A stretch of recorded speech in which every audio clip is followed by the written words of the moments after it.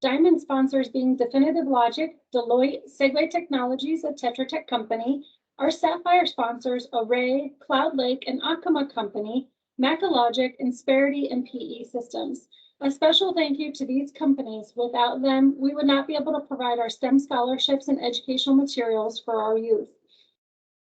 A few announcements. The emerging leaders have several upcoming events. We have our membership and sponsor appreciation along with our membership drive on October 28th at the top of the market from 4 p.m. to 7 p.m. Then we have a guest speaker on November 17th featuring Miss Patsy Reeves speaking about understanding your leadership style at Dayton Aerospace off of Colonel Glenn Highway from 4 to 6 p.m. Our next luncheon will not be on its regular scheduled date due to the Alamo ACE conference. It is scheduled for Monday, November 29th with a topic on cybersecurity. I would like to now introduce our panel members and moderator for today. Trixie Brewer is the Chief of Product Support Management Division at HQ AFMC A4F. She has 35 years of experience working Air Force supply chain product support across the Air Force enterprise for all 12 support elements, engineering, and depot maintenance. She's been working to establish the AFMC Air Force Scrim program for the last 10 years with great strides the last 7.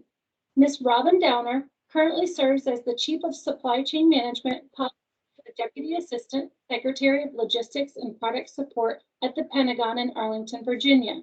She manages and oversees supply chain management, policy to field and maintain the readiness and operational capability of weapon systems by coordinating with the Air Force supply chain organizations and the Office of Secretary of Defense.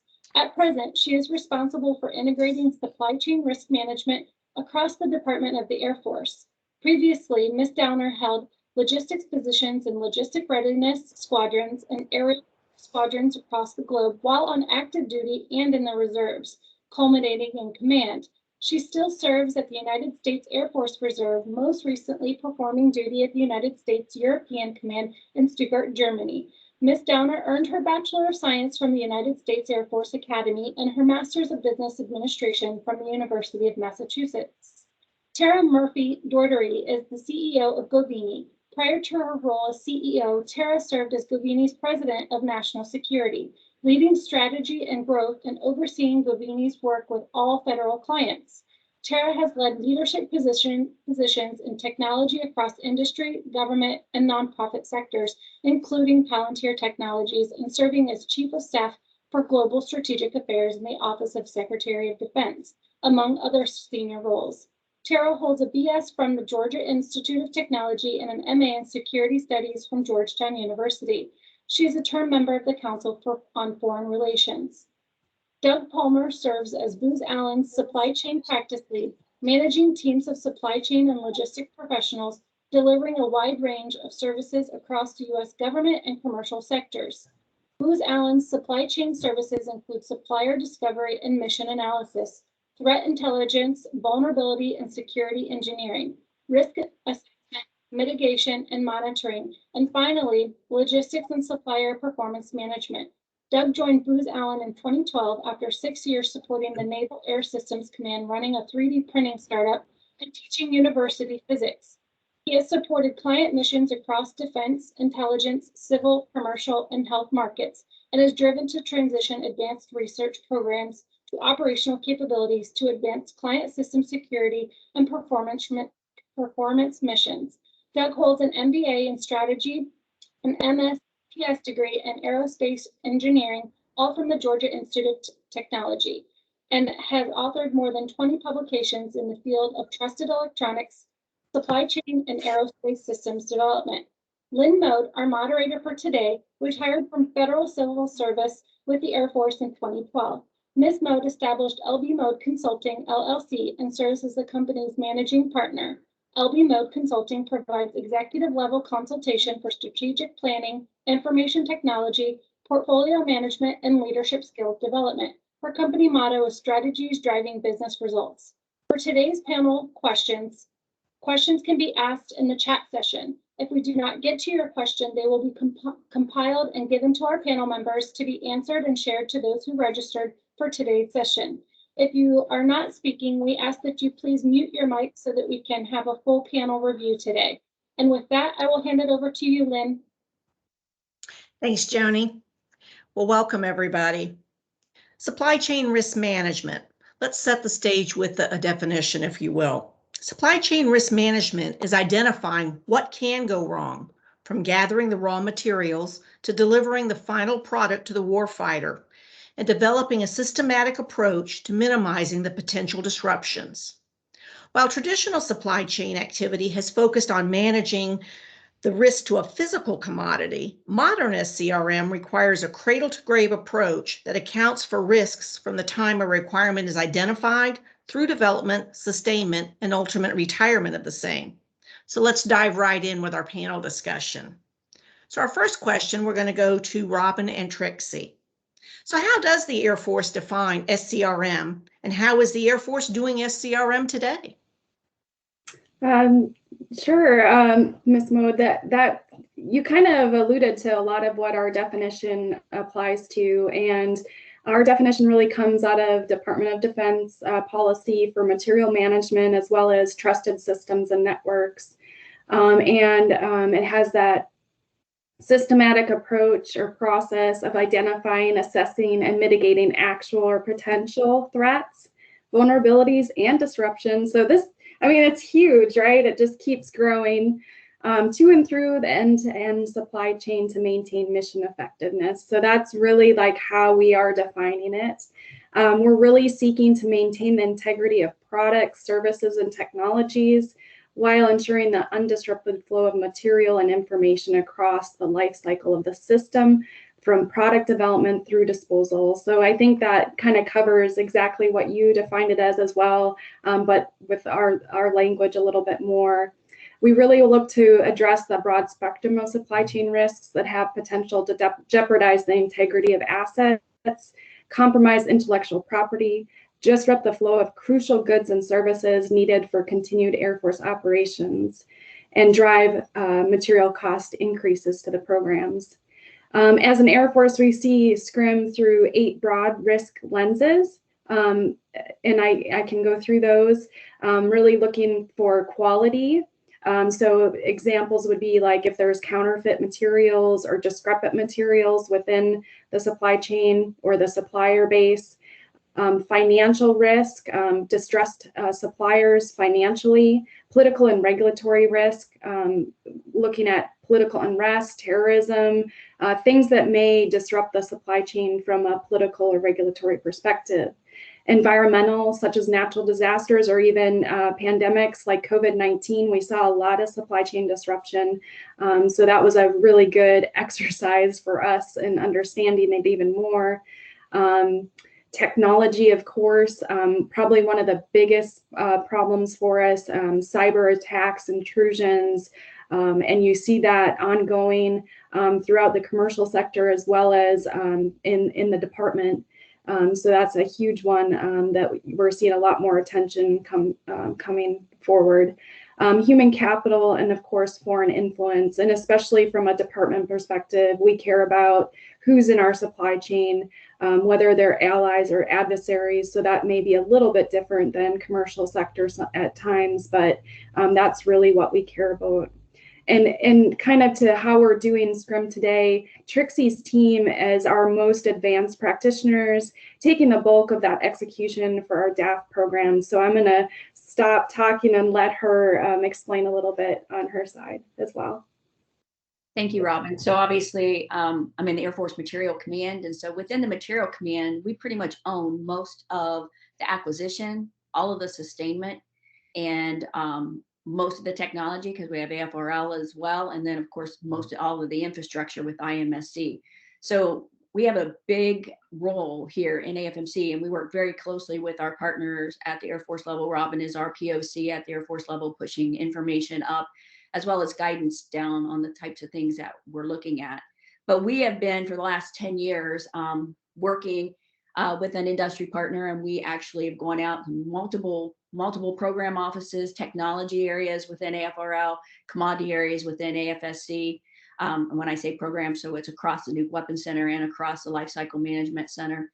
And we've actually accomplished a lot of this work. So we illuminate those networks, and when we say a network, it's not just as Robyn stated, not just items in that network. It is the services, it is IT, it's a lot of different things that you look at. So it's not just parts that we're looking at when we lay out that supplier network, and we'll go down to whatever level we need to go to. And it's normally at least a level 7.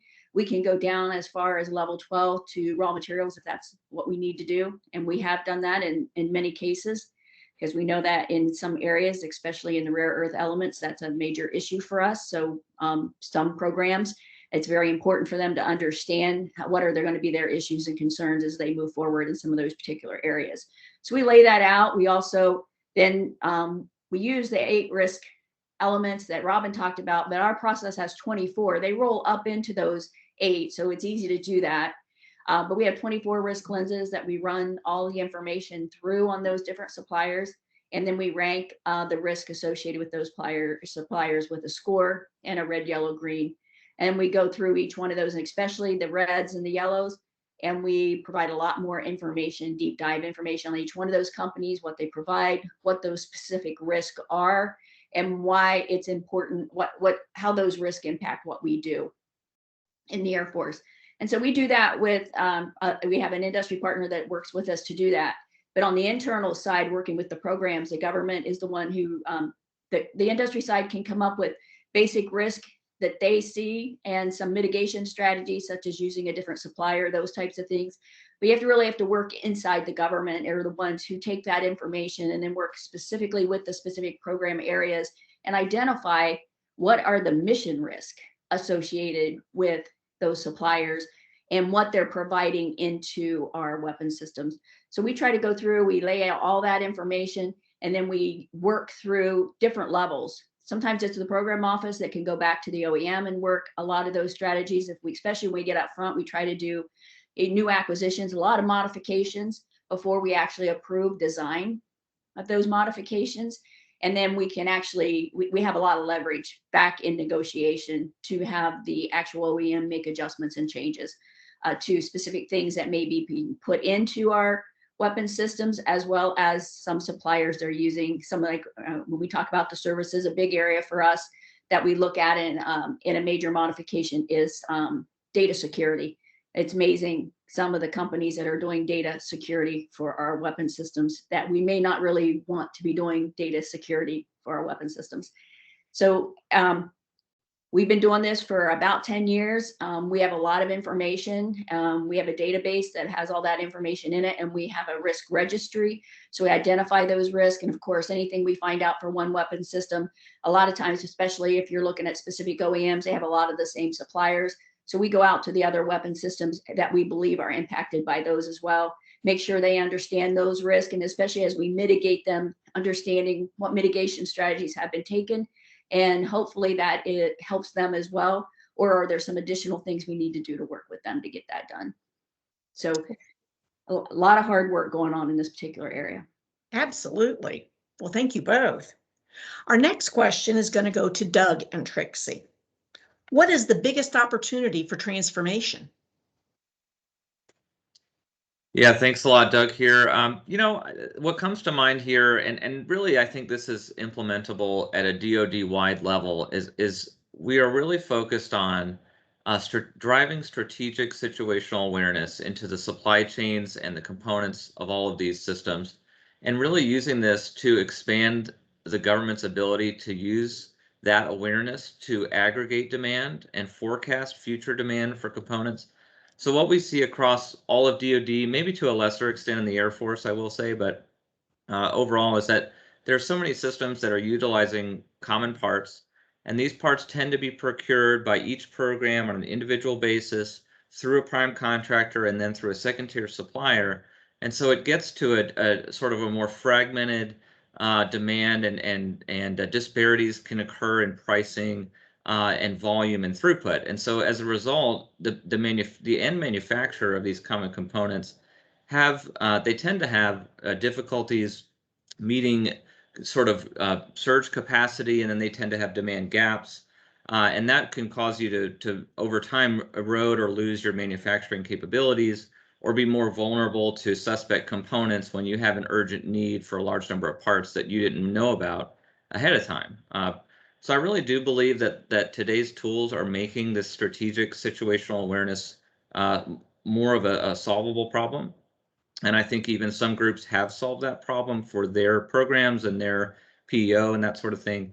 But I think with that being driven at even at a DoD-wide level, you can gain a lot of risk buy down and return on investment for that activity. So that's those are my thoughts there.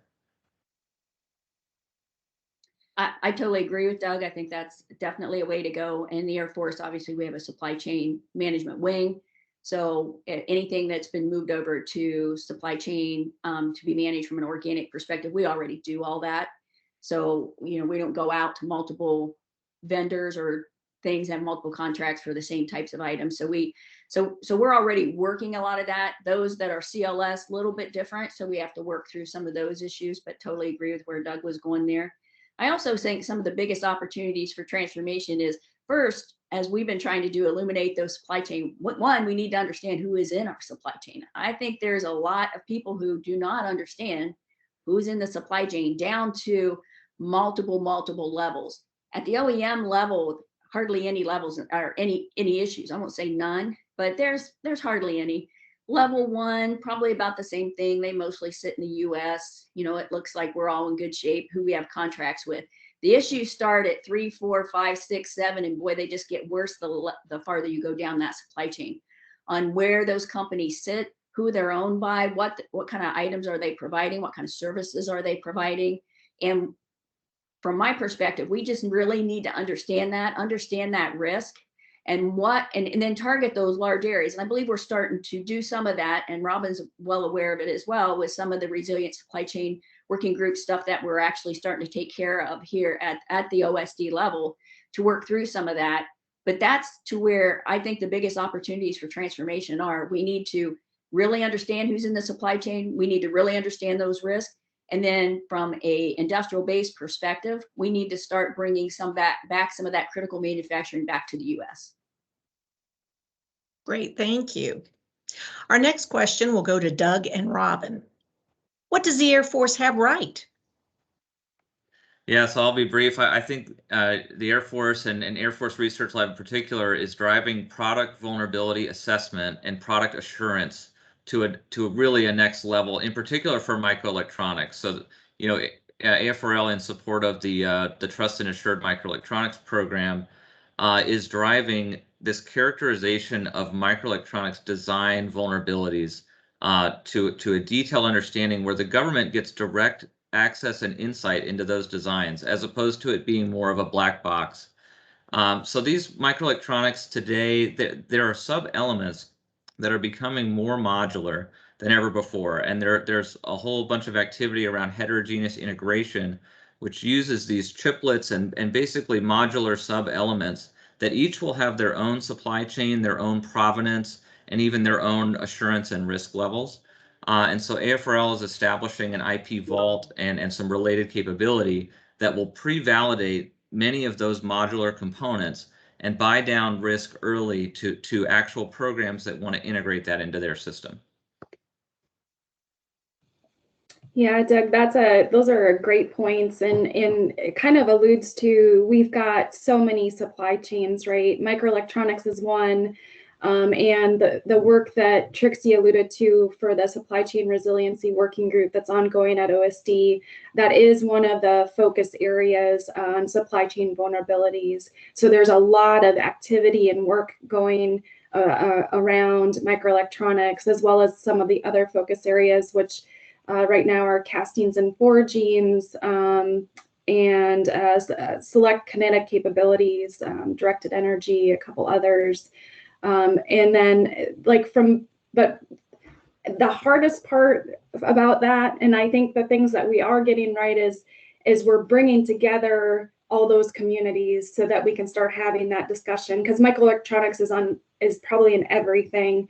So it's so cross-cutting. So one of the things I think we are doing right is we do have the right people looking at those supply chain resiliency from the many different perspectives. Definitely not enough of them. And Trixie can attest to this as well. We probably do need, as a department, to have more resources to actually get after this at scale.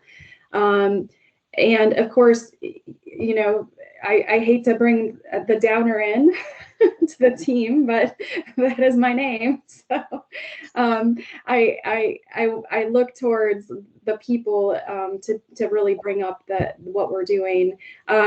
We see the management of supply chain risk taking on the roles of like readiness, response, and recovery. And I think the thing that we've done right to date is really that readiness piece.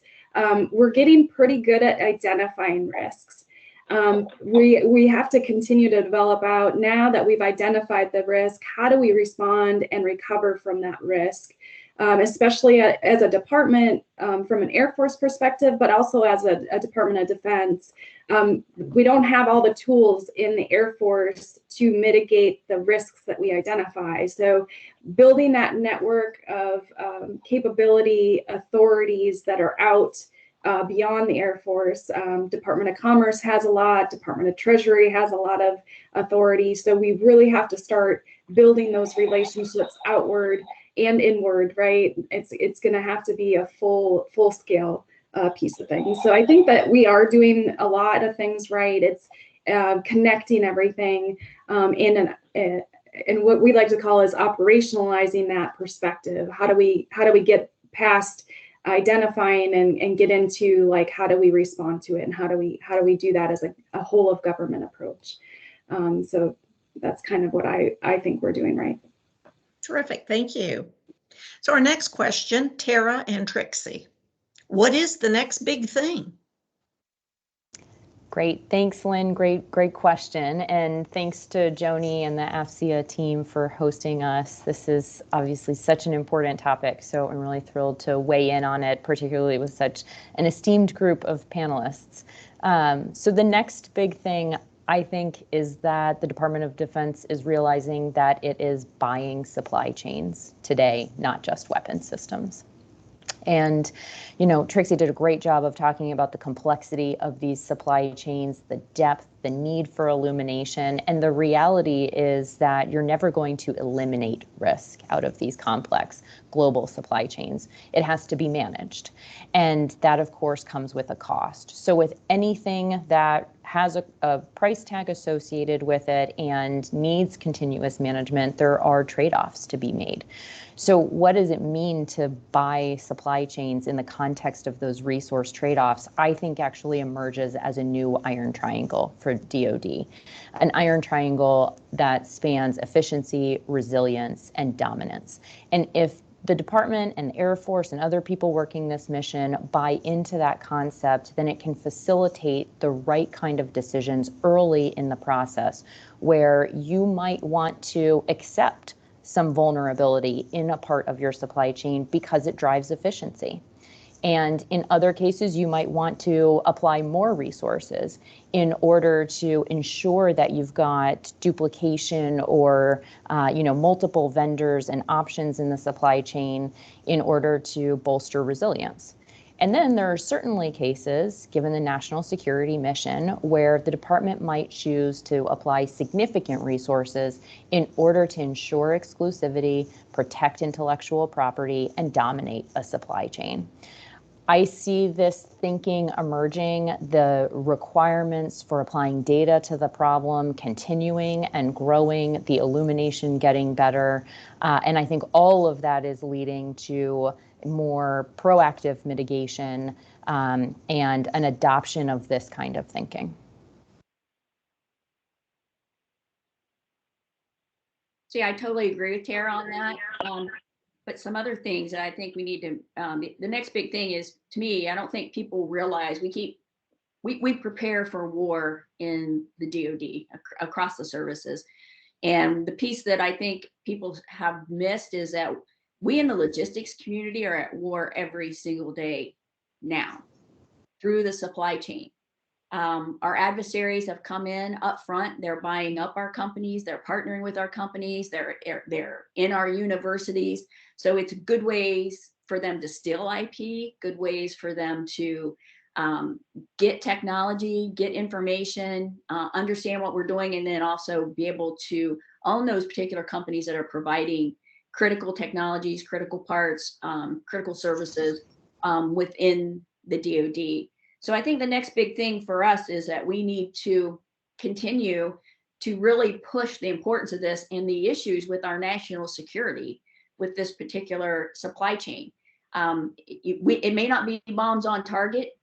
And I think the war that we're going to fight in the future is not bombs on target.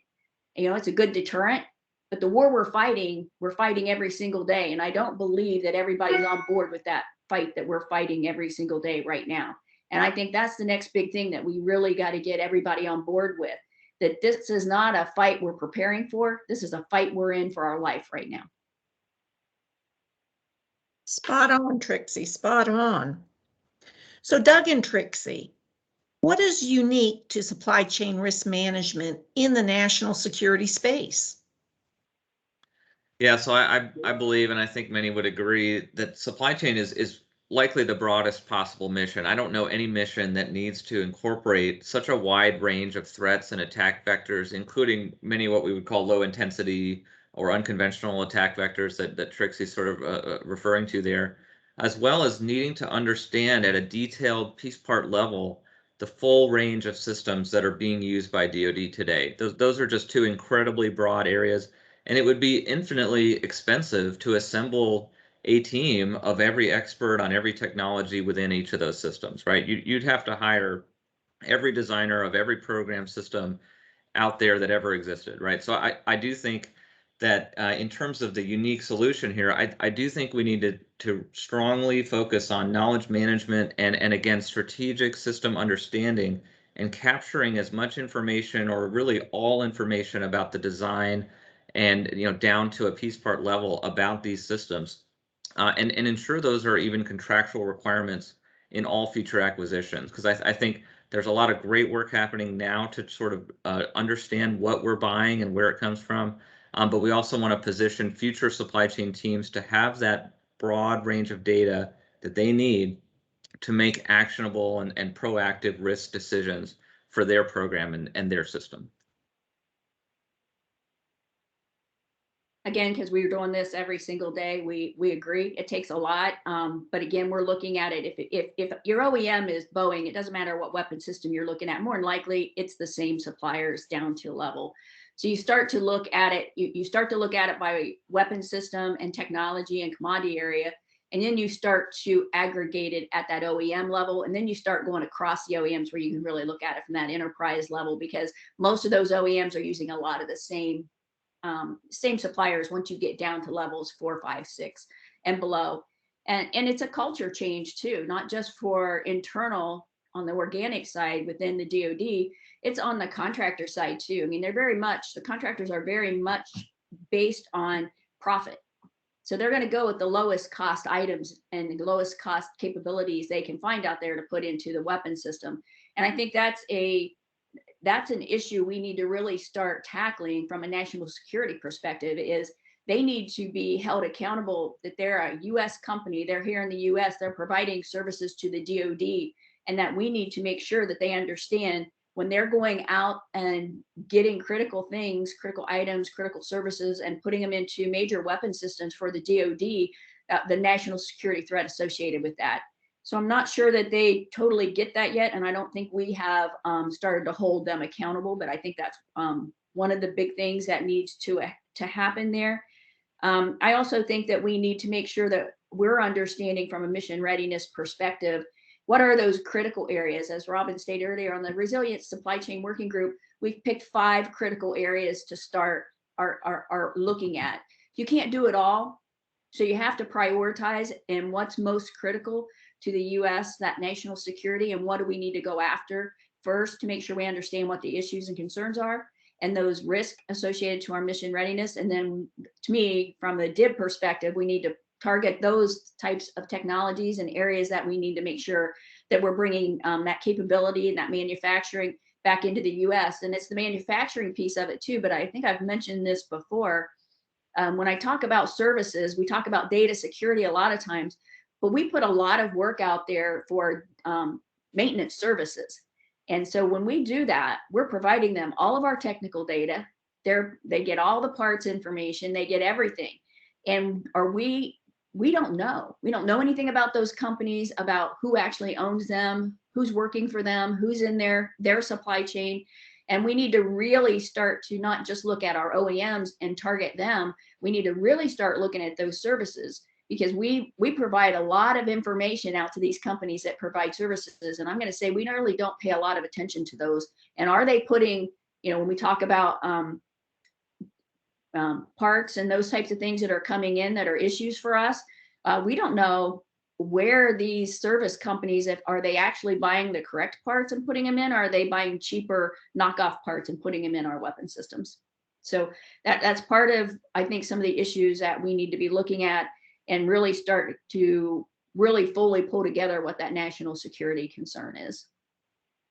Thank you.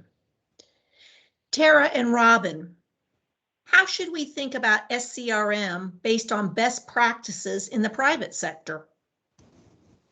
Definitely. So the private sector would say, look at the numbers, and that speaks to utilizing data in this regard.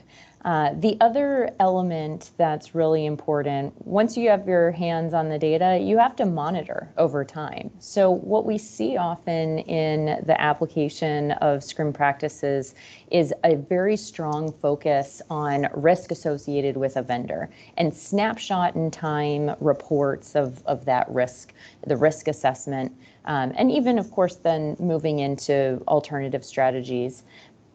But really taking a systematic view of what the data is showing you about risk, not just within a particular company that you're investigating, but across entireties of programs and portfolios of programs, and monitoring that over time is absolutely critical. The final piece is trust but verify. And so one thing that I really would love to see the department fully adopt is ensuring that you're not just relying on the OEMs to ensure that there's resilience in that supply chain. You can have great partnerships with the OEMs. You can have a collaborative, long-standing, great successful program with that industry partner. But the reality is you need to know the data that they're looking at. And that oversight function is absolutely enabled by the same data and information. Tara, those are all great points. The trust but verify, I think, is a really important one for the government, right? We always want to trust, but we need to have some oversight to that trust and have information and data to apply to that. I think that the one hard part for us is we do want to make data-driven decisions at some point, but we do have to be careful because a lot of the activity with the data that we have is mostly tipping and queuing. So we want to make sure that we're making the right decisions with the data that we do get. And then I kind of bringing this back as well to best practices in the private sector. I would from an Air Force perspective, I would look towards the commercial sector to understand how they're running their Scrim programs as well, from a strategy, process, governance, and technology perspective. How does the private sector prioritize their risk? What are the differences in the way that our Department of Defense and Department of Air Force are prioritizing risk? And then, from that strategic perspective, how can we achieve common goals? So I think that has to be a part of our strategy moving forward. We do see vulnerabilities manifesting from various areas, including foreign investment and mergers and acquisition, cyber intrusions, and intellectual property theft, and executive poaching. So, as we look at that, and understand the prioritization from an industry perspective, it'll be interesting to see how those two things can come together so we can achieve a common goal.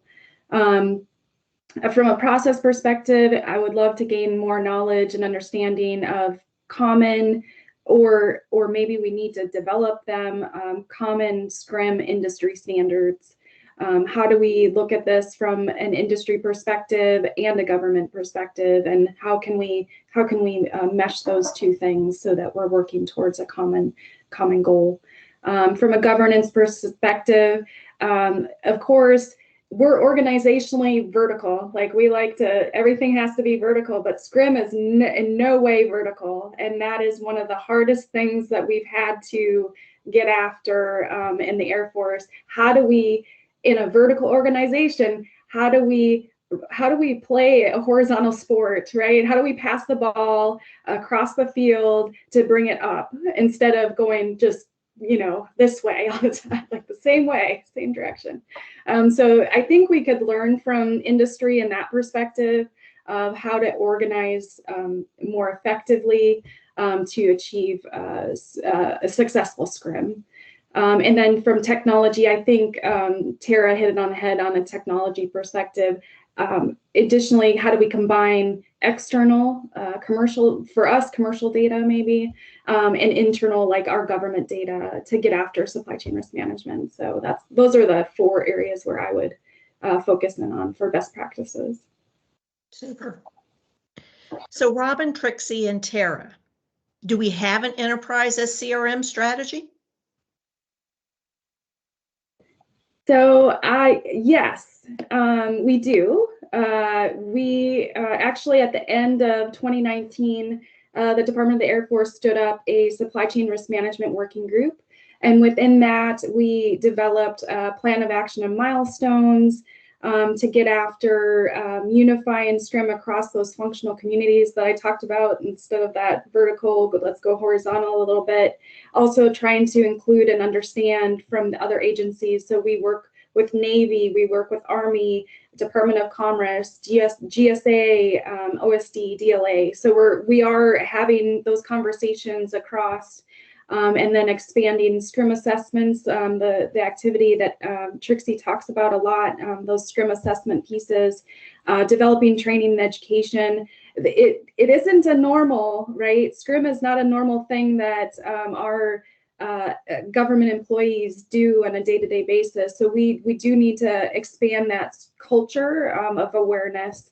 And that's definitely one of our goals. We do have some activities ongoing to increase that education, AFIC courses, DAU is developing courses, as well as AFMC goes out and trains all the time. And then the integration of tools and capabilities. So those are like the kind of the areas that we're focused on. We do have a mission and vision statement that we're trying to get after as well. And it's really to ultimately, our goal is to protect those weapon system supply chains from those threats, vulnerabilities, and disruptions to enable the DAF's ability to fly, fight, and win. So that's kind of from a strategic perspective, but I think Trixie and Tara will be able to do a little more detail there as well. No, Robyn's exactly right. And we feed into that working group. We're a major player on that within AFMC. Within AFMC, we have a working group as well. It was clear from the get-go. It does say supply chain risk management. It does sit at the command level. It sits in A410, which is logistics, as everybody knows. But this is not just a logistics issue. So you find that out pretty quickly. So yes, we're the lead for the command as assigned by General Bunch. But at the same time, you look at our working group and our executive steering group, we have all the 2 letters on the staff. So EN, Intel A2, Operations A3, PK and JA, because we're making a lot of contract changes on how we want to do business in the future. And also in order to do some of that, such as making supply chain risk management a criteria to win a contract, JA and PK are major players in making that happen. So looking at precedents, looking at what we can and can't do. So we have all those folks across the board on our team.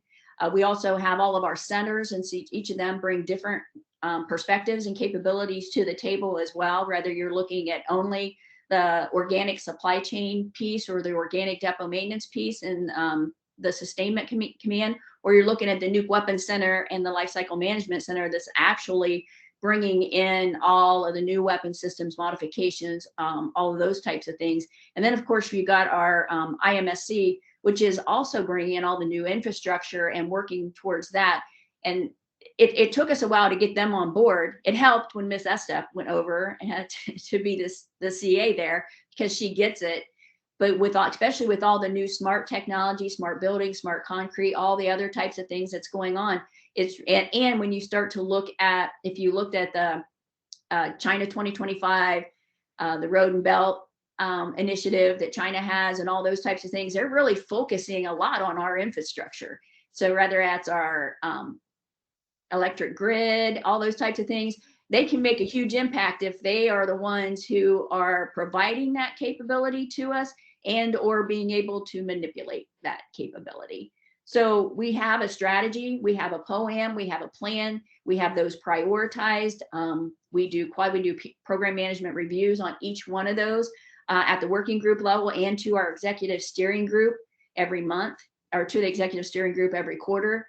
To the A410 every month. So they get to see all the types of things that we have going on and where we are with those things. And we have those prioritized based on the resourcing that we have. You can't do everything at once. So we have laid those out, but we do believe we have the right folks on board. We believe that we're moving forward in a positive manner and that we've made a lot of great strides. There's a lot farther to go. But within the AFMC realm, we believe we're making huge strides across the board. And again, as Robyn stated, we feed all that information and we're a major player into what the Air Force is doing. And of course, Robyn, and depending on the team, myself and others, we feed into that OSD capabilities as well. I would just add, I mean, those are such great descriptions of the strategy and what's in place. So I would just add that, you know, when the massive exogenous shock of COVID hit, everyone realized we have to stop talking about supply chain as a problem and actually get after it. And we saw a phenomenal proliferation of pilots and proofs of concept, and different offices across the entire federal government try to get at this problem. And, you know, what I think the Air Force has done really well, based on a longstanding history of focus in this area, is not have so much noise, but rather put the strategy in place and focus on implementation and execution of it to take that enterprise approach. And that the pilots and the experiments are good and necessary and have a moment in time, but at a certain point, you've learned what you're going to learn, and you have to move toward efficiency with a solution for the entire enterprise. And so I think this is an area where the Air Force has demonstrated leadership, where they're ahead of the game. I probably wouldn't be as generous maybe as Trixie to OSD. I think OSD has a responsibility to demonstrate that exact kind of strategy and leadership for the entirety of the department, so we don't end up with 3 military departments doing different things in this space. And I hope that's coming. I do agree with Tara there. I'm just glad that somebody's actually talking about it. I'm going to say out of the last 10 years, until the last 3 or 4, there was nobody hardly talking about it except for AFMC and then getting Robyn on board at the Air Force level. Yeah, that's a great point, Trixie. All right. Our next question is for all of you, Doug, Trixie, Tara, and Robyn. What is the right mix of government versus commercial technologies and software? Yeah, thanks. And I'll totally agree. It's funny. I think this community has toiled away on this problem, you know, with minimal interest, and now suddenly there's strong emphasis. So it's great to see that. I will say to this question, you know, we bridge this gap every day. We support many government programs, but we're also using best-in-class commercial tools. And so the balance that stands out to me is that there is certain sensitive program data, including specific part information and really its linkages between that a particular program is using a particular part or service, and then as an implication, the loss or compromise of that part or the criticality of that part and its mission impact. Those things tend to be more appropriate to maintain on a government system, even many times at various classification levels, because you want to keep that mission part linkage outside of open sources. But that said, so to accomplish that, I think there are great databases and things being worked on the government side, but I'll add that this is in part why OSD A&S started the Advana program. This was and within the program there is a supply chain use case. So this is intended to be a government-owned, government-controlled data environment where this sensitive data can be housed and reside for all of DoD. Now that said, it's a challenging migration issue, and there are other databases that are being used by various services. So that's, I think, something up to the department to decide. But really, at least for us as a provider here, that data needs to stay on the government system. On the commercial side, there are fantastic tools there. The tools have come so far in the last few years, and so I would say that those tools are doing a fantastic job of doing automated supplier vulnerability and due diligence, in doing so in a way that I do believe it fully meets the requirement. We can do fantastic supplier due diligence today with those tools and scale it to a huge number of companies.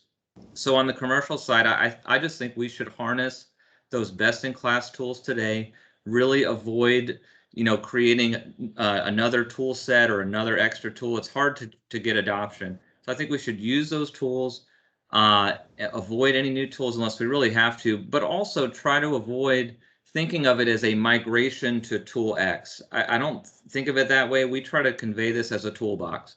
There's great commercial tools. We can use any or all tools that are out there, and that way we're still fostering competition, but using the right tool for the job.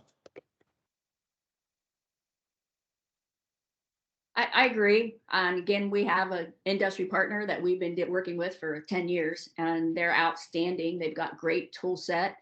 They provide actual wonderful tools and skills to actually do a lot of this workload, especially on the illuminations and going through and developing those risks. Now, the risk mitigations, those are done government. So I think there's certain things that you need to utilize on the industry side. I think they bring, as Doug stated, they bring some really good tools to the table. There's no need for the government to reinvent these tools and then try. I mean, what I've seen is a lot in 10 years, a lot of even other companies, they're duplicating what we already have and not working on the gaps that we have in where we need to go. As we've laid that, we have that all laid out where we need to go and what we're going to do or what we are doing to get those gaps taken care of. But the industry side, I think, brings a lot of really great tool sets, and I agree, you can have different sets of tools and you have a toolbox to accomplish that.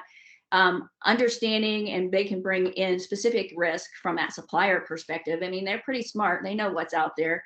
We're using a lot of AI technology. I mean, this stuff goes, I mean, we can do stuff that today that we couldn't do, I mean, and very, very quickly that we couldn't do years past.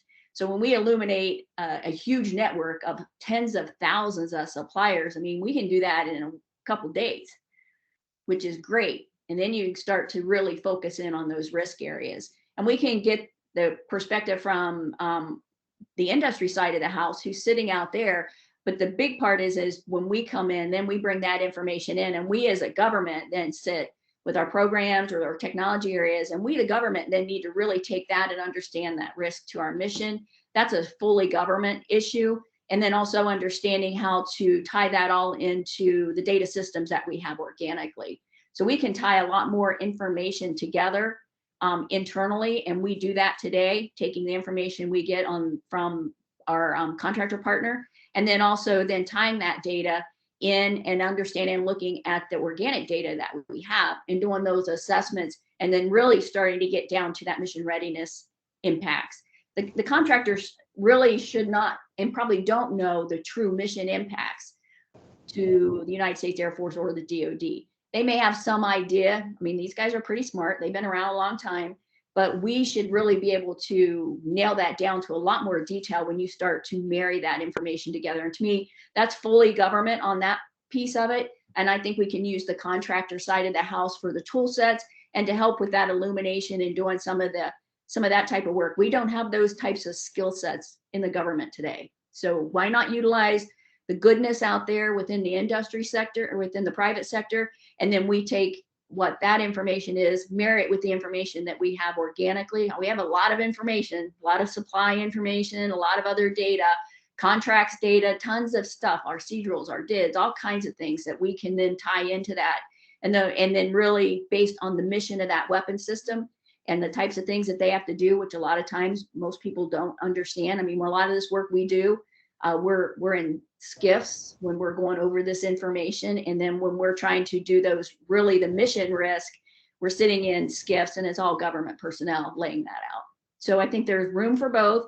I think we just need to lay out those capabilities and then determine how to move forward at the most efficient and effective manner. There's no need to be bringing in multiple tools that do the exact same thing. So, I mean, there's got to be some standardization because we don't have the money and the capability to buy it and or make sure it's maintained to have multiple things doing exactly the same thing within the government. This is such a good microcosm of a broader challenge that the Air Force and the Department of Defense faces in terms of the private sector understanding exactly what those gaps are, because that's a market need and therefore a business opportunity. We all want to know, and getting a true understanding of where the gaps in current capabilities are out of, an RFI on SAM.gov does not actually illuminate and convey the information that needs to be conveyed and understood. And then on the government side, it's so difficult to understand, track, see into, and be able to leverage the phenomenal innovation that's happening in the private sector. And so it absolutely has to be both. I think Doug did a great job of laying out the right mix.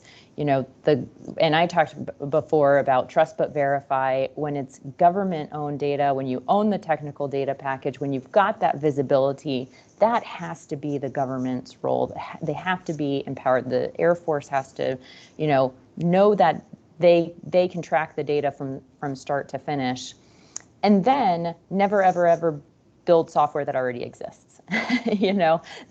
That's where you say, okay, there is something out there that can be configured to my need, and I'm going to leapfrog ahead by taking that path.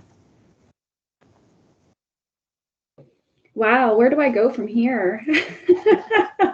I think you guys covered everything really well. I mean, the one thing I would say, just to add to that conversation, would be, how do we, as a government, maybe we have to figure this out, building that data sharing capability. And if we do have a suite of tools, right, how do we bring those tools together so that they can talk to each other and they can integrate well, and then we can actually share the information out across the department.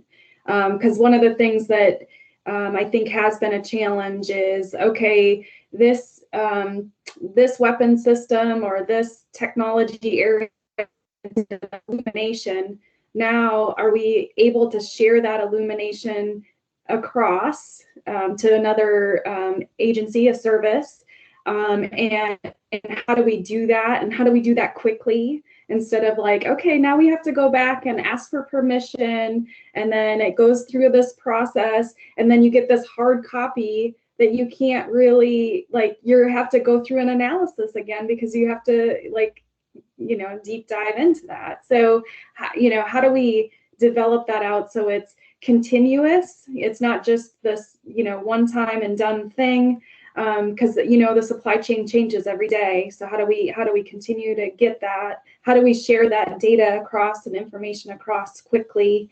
And how do we do it at the right classification level? So you're going to have things that can be even in Nevada, right? We can have certain things that can aggregate at the NIPR level, and then we're going to have SIPR and then potentially JWICs. So we have a little work to do there. But yeah, it's a great, you guys all had wonderful responses. So that's all I can add.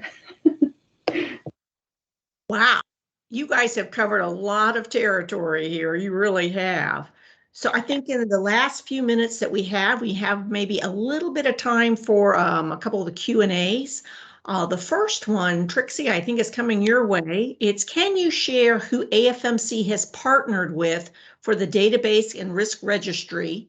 And is there a push for automation in the risk identification and mitigation space?